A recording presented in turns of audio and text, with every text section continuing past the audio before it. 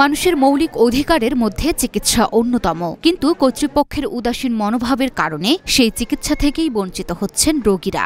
নেত্রকোনার কেন্দুয়ায় ৫০ শয্যা বিশিষ্ট উপজেলা স্বাস্থ্য কমপ্লেক্সে জনবল সংকট ও নানা অনিয়মে চিকিৎসা সেবা ব্যাহত হচ্ছে মারাত্মকভাবে। চিকিৎসা নিতে এসে ডাক্তার সংকট, গুরুত্বপূর্ণ যন্ত্রপাতি বিকল, অপরিচ্ছন্ন পরিবেশ, পানি সংকট সহ বিভিন্ন সমস্যায় রোগীরা চরম ভোগান্তির শিকার হচ্ছেন।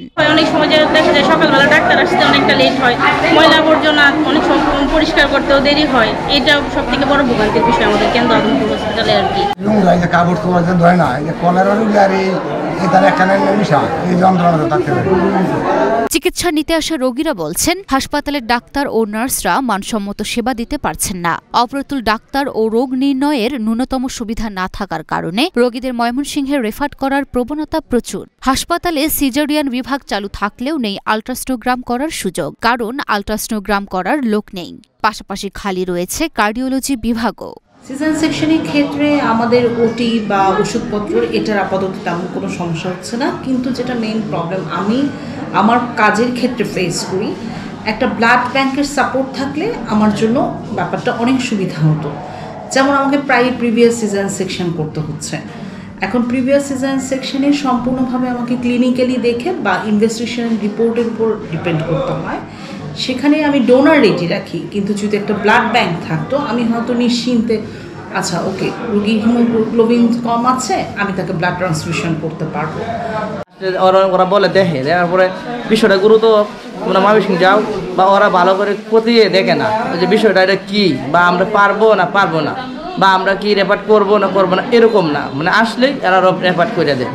হাসপাতালের দায়িত্বপ্রাপ্ত সূত্র জানায়, কেন্দুয়া উপজেলা স্বাস্থ্য কমপ্লেক্সে উপজেলা স্বাস্থ্য ও পরিবার পরিকল্পনা কর্মকর্তা এবং আবাসিক চিকিৎসা কর্মকর্তা সহ মোট ৩৪ জন ডাক্তারের মধ্যে রয়েছেন ১১ জন।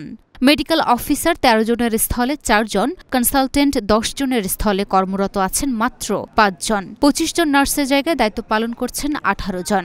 এই ৫০ বেডের হাসপাতালে আমাদের এখন ইউএসএফপিও এবং আরএমও ২টা পোস্টেই খালি। এই ৩৪ জন ডাক্তারের ভিতরে আমাদের ১১ জন ডাক্তার আছেন। আর এখানে নার্সের সংকট, নার্স ২৫ জনের ভিতরে আছেন ১৮ জন, আর অন্যান্য জনবল খুব সংকট। এছাড়াও ল্যাব টেকনিশিয়ান, ফার্মাসিস্ট সহ গুরুত্বপূর্ণ পদ একেবারেই শূন্য রয়েছে। বেতন নিয়েও দায়িত্ব পালন করছেন না অ্যাম্বুলেন্স চালকের মতো পদের লোকজন। অ্যাম্বুলেন্সের ড্রাইভারও আমাদের এখানে প্রেজেন্ট না, সে আসে না, তার সাথে যোগাযোগ করা হয়েছে, আসে না সে। আর পরিচ্ছন্ন কর্মী কম, ওয়ার্ড বয় কম। চিকিৎসা সেবা নিতে আসা রোগী ও তাদের স্বজনরা অভিযোগ করে বলছেন, প্রয়োজনীয় ওষুধপত্রের বেশিরভাগই বাহির থেকে কিনতে হয়। জরুরি প্রয়োজনে পাওয়া যায় না অ্যাম্বুলেন্স সেবাও। কালকে সকালে আসছিলাম, আসার পর ভর্তি হয়েছি। ভর্তি হওয়ার পরে ওষুধগুলো কিনতে হয়েছে, যে এমন কোনো ওষুধ আসছিল যেগুলো ওষুধ আমাদের মেডিকেলে নাই, বা বাহির থেকে কিনে আনতে হয়েছে। কেমন মজার বিষয় হলো যে সরকারি অ্যাম্বুলেন্স নাই, ড্রাইভার নাই, বেতন কিন্তু চলতেছে।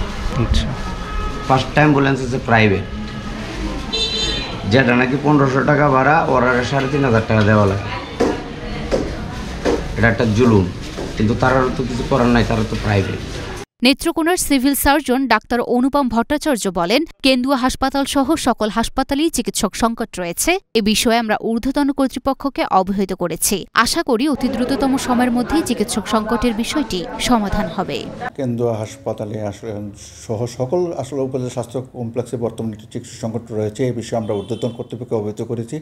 আশা করি অতি দ্রুততম সময়ের মধ্যেই এই চিকিৎসা সংকটটা কেটে যাবে। তাছাড়া কিছু স্বাস্থ্যকর্মী সহ অফিস স্টাফের সংকট রয়েছে, আমরা নিয়োগ প্রক্রিয়া চলমান রয়েছে। এটা অতি দ্রুত আমরা শেষ করে ফেলবো। এটা শেষ হলেই এই জনবল সংকটও কেটে যাবে। Luna Afroz, Dhaka post.